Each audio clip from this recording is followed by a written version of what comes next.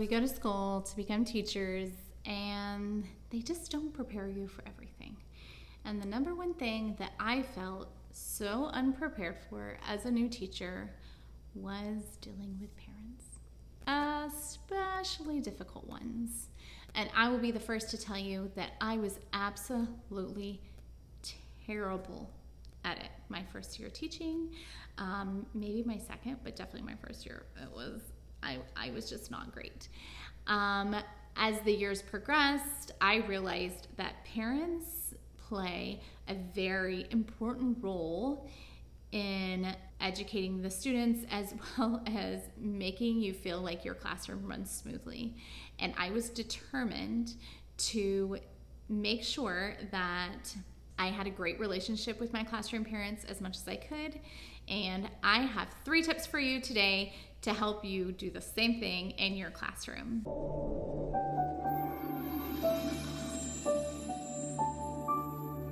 All right, so I remember the year that I actually decided learning how to deal with parents was going to actually be my number one focus for the year. And I found out that I was getting a very special parent.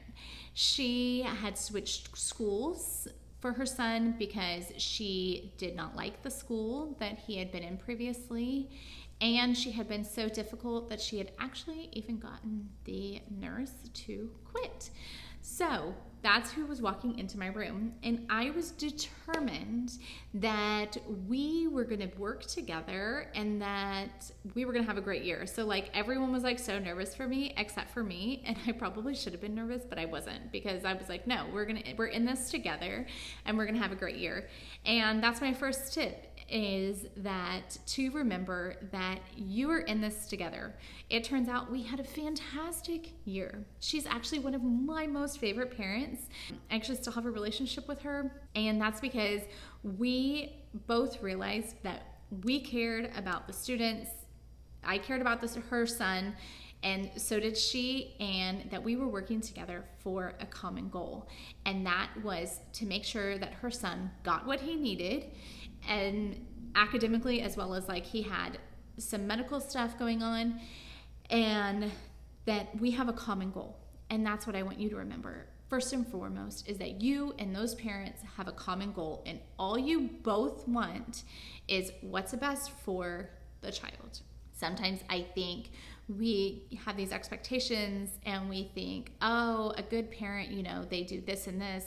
They're involved and they send in, supplies when I need them, and they want the newsletter, but they're not too involved because you don't want them to ask questions like, oh, why are you not teaching this? Or why are you not teaching that?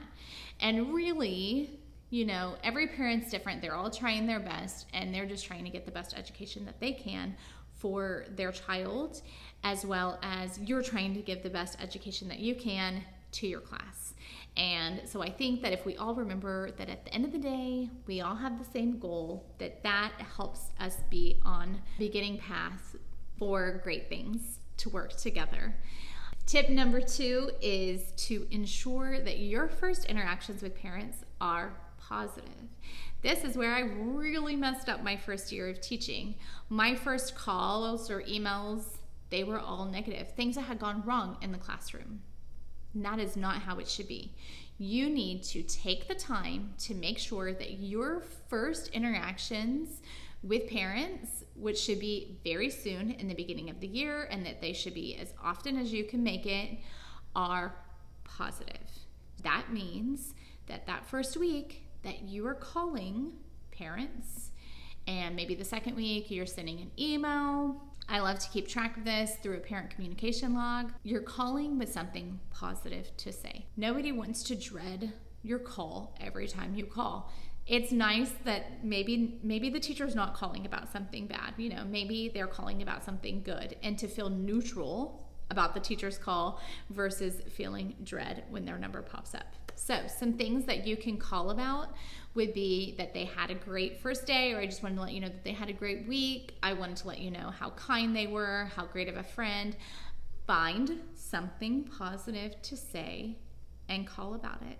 And make sure that you put a check mark, and to make sure that you've made at least one positive interaction before you have to make a negative one. Which might mean if you know that a student might be requiring a negative interaction, you kind of see it coming, that you need to jump on the positive quickly. And the last tip is just keep parents in the loop as much as possible. I think that sometimes we would just kind of like want to be left alone and like doing our own thing, but parents kind of want to know what's going on. And so some ways that you can do that are to send home a weekly newsletter. You can send home a weekly newsletter. You can do this through email, or you can do this like a printable paper. I know as a parent, I love this because when I see like, oh, they read this book this week or they talked about this, then that gives me something that I can ask my child about. Instead of just saying, how was your day?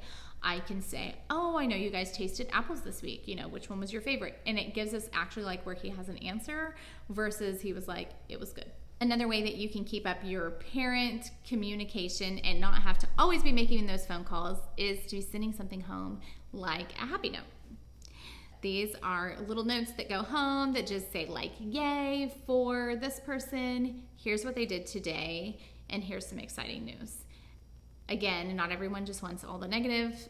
They also need a lot of positive coming home too. The kids and the parents need that from you. But I know that not all parents are created equal. This is kind of for your standard parent. However, I know that sometimes dealing with difficult parents is a lot more than that. I know that you might need more help. So if you have some really micromanaging parents, I suggest you listen. They have like a podcast, or you read this article. I'm going to link it down below, and it gives some really great advice for dealing with parents that are really overbearing and micromanaging. I hope that helps you deal with your difficult parents and to have years like I have had since then, where most of my parents are a pleasure and a delight to work with. And I can't wait to see you next Sunday.